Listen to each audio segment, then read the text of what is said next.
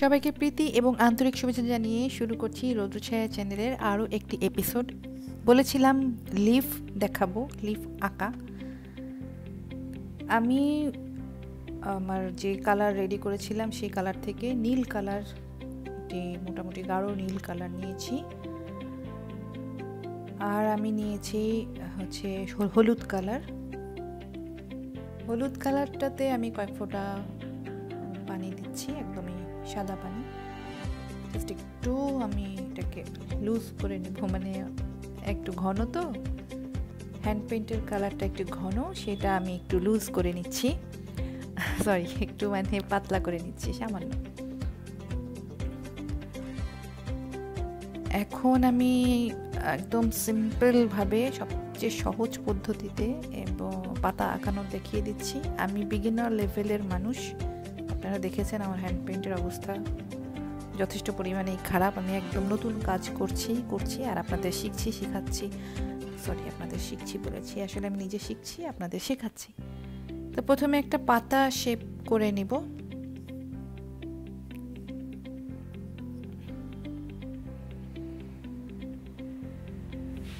বেশি না, 2-3 ফোঁটা পানি দিয়ে জাস্ট আমি ঘন পেনটাকে একটু ঢিলা করে নিয়েছি, একটু পাতলা করে নিয়েছি, জাস্ট আর কিচ্ছু না। আর হ্যান্ড পেইন্টের কালার কিভাবে রেডি করতে হবে আমার আগের এপিসোডে দেখানো আছে, এপিসোডের আমি লিংক দিয়ে দিব, আপনারা অবশ্যই ডেসক্রিপশন বক্সটা চেক করবেন।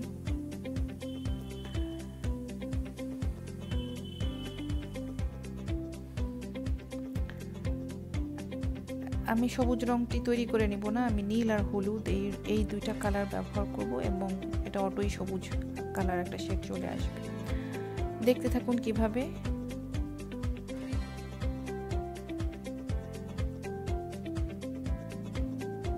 এবং আমি যথেষ্ট খারাপ আর্টিস্ট, সত্যি কথা বলতে। এটা একদমই মানে নতুন, আমি শিখছি, নতুন করছি, তারপরে হচ্ছে একেবারে নতুন হিসেবে নট ব্যাড, নিজের প্রশংসা নিজেই করছি।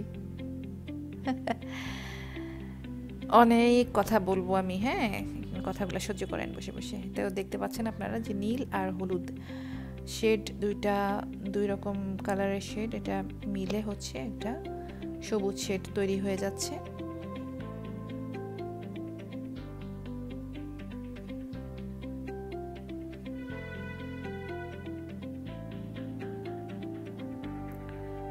কাপড় অবশ্যই ফ্রেমে আটকে নেবেন টাইট করে।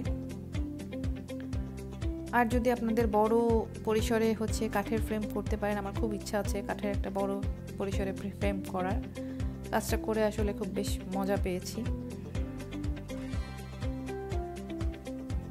সবচেয়ে ভালো লাগছে যে কালার যেহেতু স্থায়ী হচ্ছে, সেজন্য আরো বেশি মানে আনন্দ পেয়েছি। আমি আর্টিস্ট হিসেবে নট ব্যাড, তাই না? শেডিংটাও আপনারা বুঝতে পারতেছেন যে কিভাবে আসলে শেডটা তৈরি হয়ে যাচ্ছে।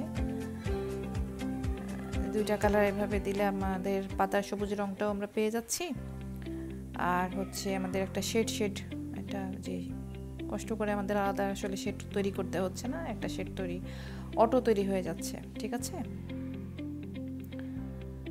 তো আমি কিন্তু নীল যে কালারটা নিয়েছি সেখানে আমি কোনো পানি অ্যাড করিনি, শুধুমাত্র হলুদ কালারটাতেই পানি অ্যাড করেছিলাম। এটা আপনাদেরকে আমি দেখিয়ে দিয়েছি। এটা হচ্ছে নীলটা একেবারেই মানে গাঢ় নীলটা, হ্যাঁ, এখানে কোনো পানি অ্যাড নেই। পানি অ্যাড হলে এখানে প্রবলেম হবে কি, রংটা ছড়িয়ে যাবে। নীল রং আমার হচ্ছে মানে মোটামুটি দিয়ে, পরে নীল রং দিয়ে আমি শিরা তৈরি করে দিচ্ছি। এটা হচ্ছে পাতার যে শিরা, এটা হচ্ছে কিছুক্ষণ পরে এটা আরো গাঢ় একটা পিঙ্ক কালারের সবুজে পরিণত হবে। সো নীলের জন্য ভয় পাওয়ার কিছু নেই, সবুজের উপরে আবারও আমি কোনো না করে নীল দিয়ে পাতার শিরাটা দিয়ে দিলাম। শুকিয়ে যেতে এটা একটা পিঙ্ক কালার ধারণ করবে। মোটামুটি আমাদের একটা পাতা দেখানো হয়ে গেল এবং আপনারা খুব ভালো মতো বুঝতে পারলেন যে কীভাবে পাতা তৈরি হলো। আমি আপনাদের সুবিধার্থে এখানে ডাবল পাতা করব,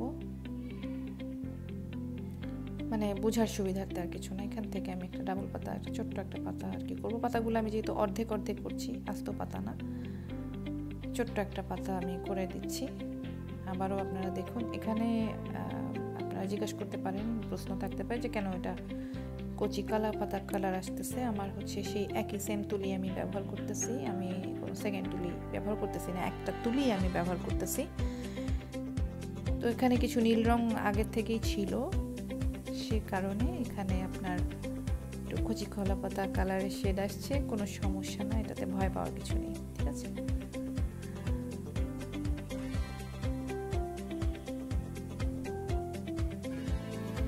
আবারও সেম প্রসেস, আমি নীল রং এক ফোঁটা একটু তুলির আগায় লাগিয়ে নিয়ে তারপরে হচ্ছে আমি পাতার শেপ দেওয়া শুরু করলাম। মানে পাতার শেপ তো আসলে দেওয়া হয়ে গেছে, যে আমাদের যে খাঁজ কাটা, হ্যাঁ খাঁজ কাটা পাতা, খাঁজ কাটা কুমির না, খাঁজ কাটা পাতা। তো সেই খাঁজটা এখন হচ্ছে যে কেটে দিলাম। এখন আমি প্রত্যেকটা খাঁজ থেকে টেনে হচ্ছে কালারটাকে নিয়ে আসবো, কারণ কালারটা ঠিক অবস্থায় আছে। আমি তুলিতে একটু কালার লাগিয়ে নিব এবং খাঁজ কাটা যে কালারটা দিয়ে হচ্ছে খাঁজটা কাটলাম, সেখান থেকেও আমি তুলিটা আসলে তুলির সাহায্যে টেনে টেনে কালারটাকে নিচের দিকে নামাবো। এতে হবে কি যে একটা ওই শেডটা হলুদের উপরে নীল শেডটা এসে একটা মিশ্রিত সবুজ কালার তৈরি হবে। মানে আপনারা ক্যামেরায় সবটাই দেখতে পাচ্ছেন, যতখানি পসিবল আমি দেখিয়ে দিচ্ছি আর কি। তো এই পাতা আঁকা যথেষ্ট ইজি, আপনারা শিখে গেলেন কিভাবে আসলে ইজিভাবে পাতাটা আসলে এঁকে ফেলা যায়, শেড সহকারে আর কি। রংটা অবশ্যই নিজে তৈরি করে নিন, তাহলে আপনার খরচ অনেক কমে আসবে, রং স্থায়িত্ব পাবে, কালারগুলো আপনি সুন্দর পাবেন। অবশ্যই পিগমেন্ট কালার দিয়ে রংটা তৈরি করে নিন। আপনাদের নাজরানা দোকানে আপনারা পিগমেন্ট কালার পাবেন অ্যাভেলেবেল। আর কি মানে দরকার হচ্ছে র ম্যাটেরিয়ালগুলা আমার লিঙ্কটাতে দেখে নেবেন। আবারও এখানে পরিমাণ সহকারে দেয়া আছে। এখানে আমি মাছ বরাবর শিরা যেটা সেটা তৈরি করে দিচ্ছি, দেখতে পাচ্ছেন ব্লু কালার দিয়ে।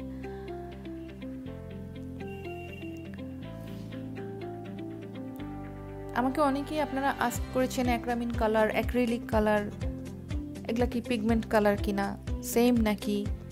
অ্যাকচুয়ালি অ্যাক্রিলিক কালারটা বলা হয় দোকান থেকে, এবং দোকানে রেডি কালার পাওয়া যায়, রেডি করে দেয় দোকান থেকেই। আমি দোকান থেকে রেডি কালার দিয়ে ট্রাই করেছি, হয় ভালো হয়, খারাপ হয় না। তো এটা নিজে তৈরি করার পরে আমার কাছে মনে হয়েছে পিগমেন্ট কালার দিয়ে তৈরি করে মনে হয়েছে আমি আর একটু বেশি মানে স্যাটিসফাইড। ওকে, আর দোকান থেকে যে কালারগুলো দেয় সেগুলোও খারাপ না, ভালো কালার দেয়। অ্যাক্রিলিক কালার কি অ্যাক্রামিন কালার, অ্যাক্রামিন সম্ভবত বেশি, ব্লকের কালারটা সম্ভবত অ্যাক্রামিন, এটাই কালার ভালোই হয়। তবে এটা একটু আমার কাছে বেশি ভালো লাগছে, হ্যাঁ, যে ইচ্ছা মতো শেড তৈরি করে নিতে পারতেছি। দোকানে তো আমার যে কটা শেড বলবো সে কটাই, আমার হাতে আসলে কিছু থাকে না।